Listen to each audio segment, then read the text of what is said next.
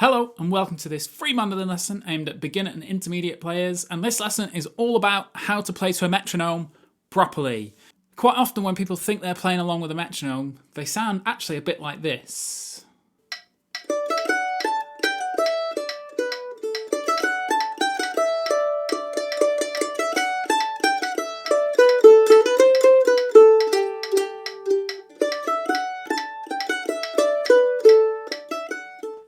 So they're not listening, they're not connected to the metronome. The metronome's just off in the distance, sort of providing a vague idea of how fast they should be playing. This is hopefully by the end of the lesson how you should be playing with the metronome.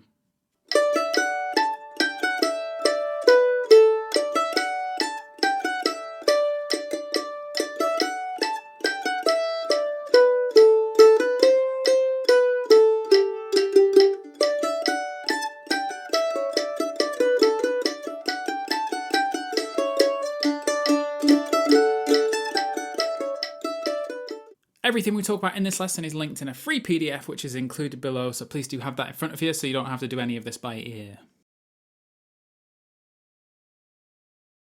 So a quick introduction to a metronome. They are very flexible and you use them however you need them.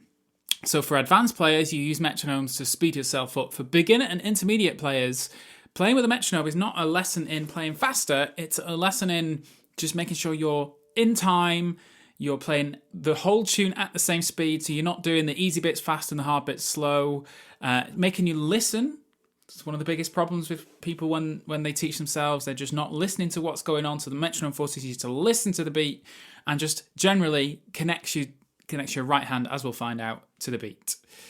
If you don't already own a metronome, you can obviously have the traditional ones with an actual arm that you wind up, and they have a weight on, and the weight, that's fine. They're very beautiful ornaments. I don't currently own one of them.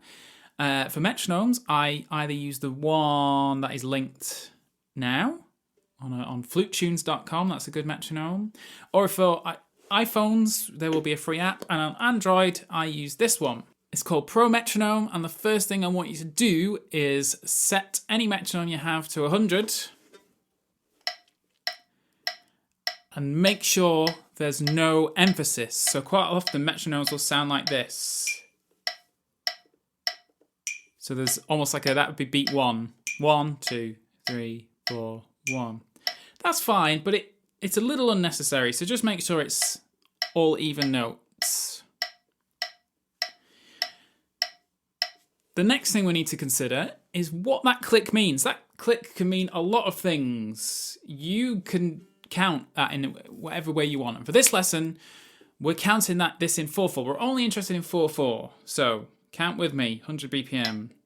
1, 2, 3, 4. 1, 2, 3, 4. 1, 2, 3, 4. 1, 2, 3, 4. So every click of the metronome is a beat of the bar. 1, 2, 3, 4. That's all I want you to be thinking about for this lesson. There's other ways of counting that, but I'm not interested yet. 3, 4. So now let's do some exercise. I'm just going to leave that on. That's because I find them quite therapeutic. I'm going to do some exercises. And if you remember the right hand theory, down on the beat and up off the beat, if that's clicking every beat of the bar, then every downstroke connects with a click. So if we think of adding some notes on the A string, just 1, 2, 3, 4. Down, down, down, down. So every click, you're playing a note. And at this point, let me introduce something I'm going to do a lot in this lesson. I'm going to stop playing for a few seconds and then come back in, because I don't want you to get in the habit of playing along with me, playing along with the metronome. I want you to be listening to the metronome. So like this. 3, 4.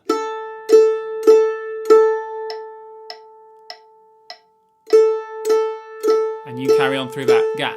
But every time you hit the string, it connects with a click. And now, let's add the upstrokes. So, keep it going through that gap. So every time the metronome clicks, you're hitting a downstroke. Down, up, 1 and 2 and 3 and 4 and keep going. It's a lesson in not speeding up. It's a lesson in not slowing down. It's a lesson in listening to the click of the metronome. Now let's just vary those rhythms. So I've got 3 exercises, sort of repeating measures. So I'll play it 2 times round and then play it once on your own and then once more together. So 4 times through each pattern. 3, 4.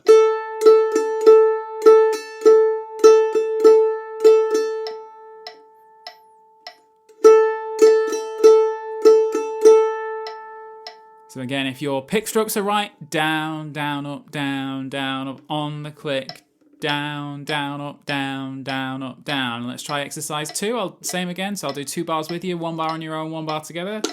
3, 4.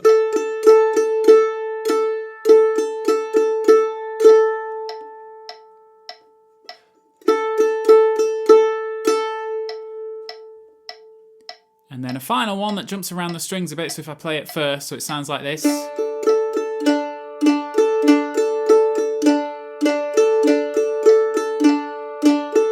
Okay, let's try it together. 2, 3, 4.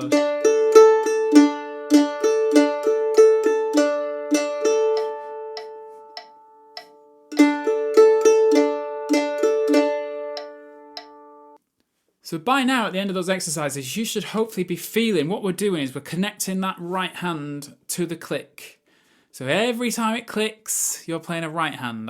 Quite often when I'm teaching this, if you haven't got a metronome, your foot tap can also be the beat, and then your right hand is connected to your foot tap. So if your foot is in the air, it's an upstroke. If your foot's down, it's a downstroke. Or if there's a click, it's a downstroke. If there's no click, it's an upstroke. It's all about connecting. If you're not listening, you're not connected to it, there's no point having the metronome. Notice we're not doing this for speed. This is a musicality exercise. Now let's try it with Over the Waterfall. I've chosen Over the Waterfall because it's a tune most of you will hopefully know. And we're not going to, this is only 100 BPM, so it's not too quick. So let's just try it together and try and listen to that click of the metronome. So this counting after 3. 1, 2, 3.